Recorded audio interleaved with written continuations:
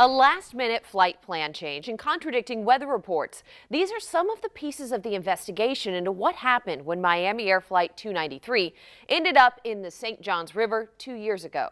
The National Transportation Safety Board just released a nearly 1,600-page report. To break it down, Renata DiGregorio is at NAS Jacksonville.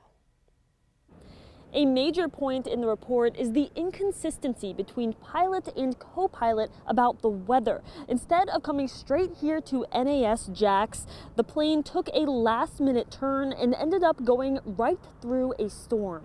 Why did Miami Air Flight 293 from Guantanamo Bay and the more than 140 people on board end up landing in the St. Johns River in May 2019?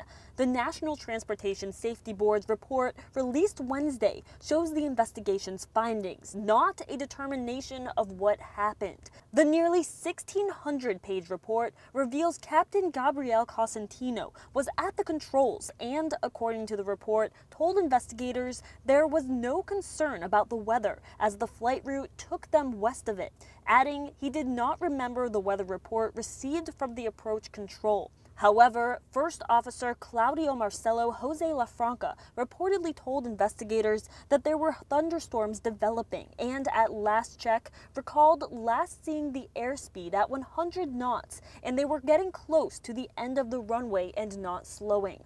The report also reveals one of the two evacuation door slides failed to inflate, as did one 46-person life raft. The investigation finds the life raft's inflation hoses were not connected and states a review of the maintenance procedures where the parts were last tested is needed for a risk assessment.